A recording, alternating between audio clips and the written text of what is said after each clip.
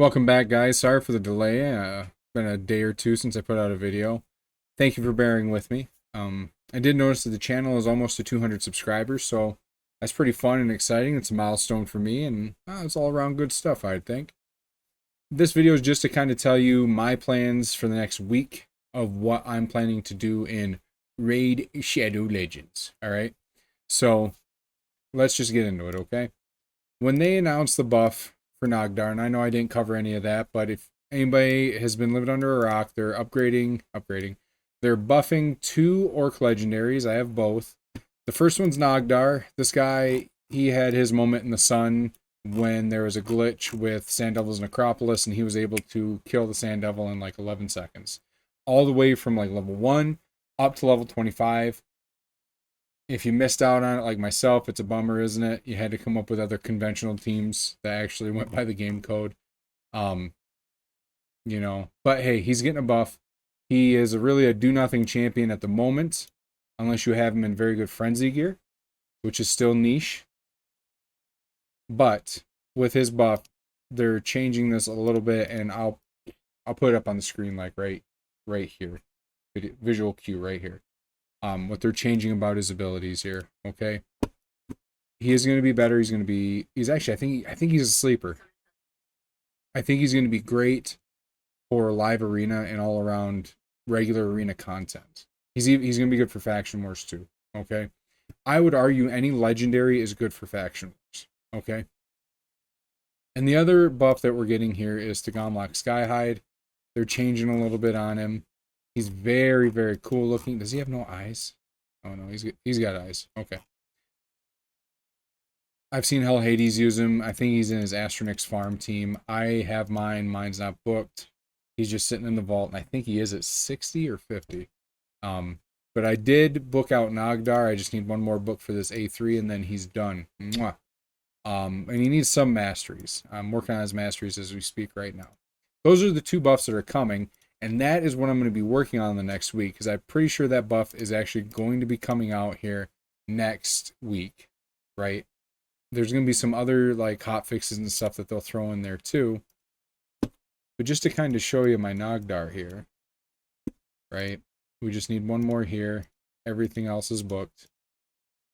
And then I'll show you the gear I have on him. The absolute best gear to put on Nogdar is Frenzy, okay? And it's because right here, he gets 10% turn meter for every 5% HP lost. I do not believe there's a cap to that. So what is a crazy thing that happens right now is you can use his HP swap ability. Like when he gets low, he'll go to almost nothing. And then he effectively will get an extra turn. But when the buff comes out, he's going to get an extra turn. Based on the ability, not based on turn meter increase from the set. Now I know what you're thinking. How do you have functional, decent Frenzy gear? Well, I've been playing for a long time, and anytime I would see a decent piece of gear, I keep it. So like these gloves, I saw they had crit damage at a 6-star with crit rate subs. I rolled it to 8, got double crit rate. I'm like, keeping it. I rolled her up to 16, and we hit speed on the 12. Pretty good. A attack percent chest, and it has crit damage, crit rate, and it landed on both. Very good. Right here, crit damage, crit rate. It went double HP, but you know I'm gonna keep it. I'm not gonna reforge it. This one here has speed, crit rate, attack percentage, and attack. This is an amazing piece, even at a 5-star.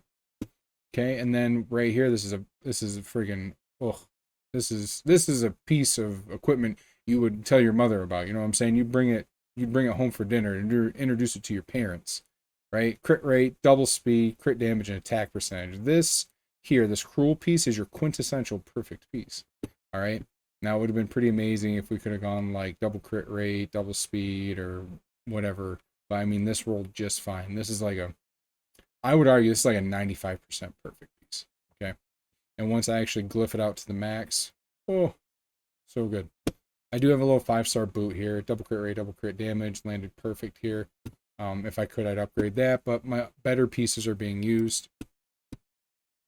We have an attack banner with speed. Now, when I look at my attack banners, I don't have very many. And I didn't have a lot of silver to roll these up. So, I got another one here. Got one here, and I have a counter attack banner here. It's oh, I was gonna say it already landed. It hasn't landed. I just buffed it. It's on my roll bar who has nothing on him. Okay, and then we had a crit damage amulet with accuracy, defense, and 1 to attack. This is the best one I had that I could pull off somebody. And this could be better. This refresh ring could be so much better. Yeah. I don't think I even have any better rings that I could use off the top of my head. Let's go flat attack, right? Boom, boom. And then attack percentage. Yep, that didn't even land there. I'd have to buff that one up, but it is a counter attack amulet. That one's not good either. That's essentially this. That's actually essentially the same as this one here that we have on Robar. That one's actually better. Let's take that. I didn't realize that. Sorry, Robar. Okay, there we are. And as you can see here, I am almost done with his masteries, and that's essentially what I'm focusing on right now for the next week is getting Nogdar ready. And I will be testing him out in live arena. I think, again, like I've been saying in this whole video, he's a sleeper, right? You're going to pick him. People are going to be like, oh, fucking Nogdar. They're going to ignore him even after the buff. And I watched Scratch's video where the Nogdar swapped HP with the Duchess and then killed the team. And I was like, oh God. He's going to be so much better, too, when he gets the extra turn off the bat. Could you imagine Nogdar in this gear, and he gets an extra turn and effectively gets almost, I'm pretty sure he'd be able to get another turn effectively. Oh, crazy. I'm looking forward to it. A little niche pick here, a little snipey snipe.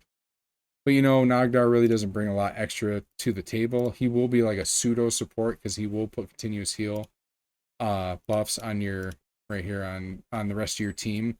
He won't give it to himself for 2 turns. He gives it 1 to the whole team, I think, for 1 or 2 turns. So, pretty neat. Now, focusing on that, I am low on silver, and I will be grinding a bit of spider as well. And let's just kind of get into Hero's Path. If you do not have the extra expenses, I recommend you do not do this Hero's Path. I got this passively down here to the 100 gems. I will probably pick up these core hammers and then I'm done. All right. I kind of did have the plan of, well, if I'm not opening any shards. My shard stockpile is good right now. I would probably have went down here to this Eternal Soul Stone or try to pick up the 2 legendary skill tomes since, you know, I am wanting to get Nogdar 1 more skill tome, but I'm probably going to pick that up passively from the clan boss. Saying a lot, I'm sorry. Since I'm not going to be opening shards and I'm kind of just focusing on Nogdar's progression right now, I'm probably just going to pick up these core hammers and then wipe my hands of it, okay? And I think that's what you should do too. Get things passively. Don't generally go for it. The thing is, this is 50,000 just for this 5-star perfect soul, which, you know, we've never had this before, so this is probably a good deal. This is definitely going to be like the baseline whenever they go to put up another thing like this in one of the path events. I just don't see it as really being worth it. I was trying to remember how many sacreds Nubkex put in his video that you had to have, but it was fucking crazy. It was like 56 sacreds to unlock, like, I don't know if it was the bare minimum or all of it, but to get your stuff, right? Getting artifacts and enchantments, I'm sorry, Magic the Gathering reference there. Still got that shit in my brain. To get artifacts, you're not really getting a lot for points. That's why they're really incentivizing you to open shards, right? Because right here, if you get an epic 6-star, it's 43 points. If you open a sacred shard, it's effectively like 110, or I'm sorry, 1,100%, 1,100% of the epic, right? Just something to think about, roughly around there. We'll say 1,000%. So, you know, it's up to you. Again, we're doing good on hoarding here. We're waiting for that guaranteed champion event, and I hope it's juicy so I can bust these shards. I got an itch under my skin to bust these shards and, you know, more cowbell, I guess. Who knows? But that's going to be it for the video. It's just a quick update. Remember, please be doing your arenas, hoarding your resources right now. Hold on to your shards. I really do think they're going to kind of hit us like pow out of left field with a very nice guaranteed champion event. I wonder if they might not do like a pick your own guaranteed champion out of like a 3 pod or a 2 pod. You know what I'm saying? I've seen a lot of gotchas kind of do that. If you play Summoner's War, they have blessings in the game. So if you summon their version of a legendary and you have a blessing active, it gives you a choice between two. Right now it's their 9-year anniversary, so they're giving you a choice between 5 for their special scrolls they give you. So it's just something to consider. Just kind of, like I've said in previous videos, Raid isn't original, okay? They take everything that they do.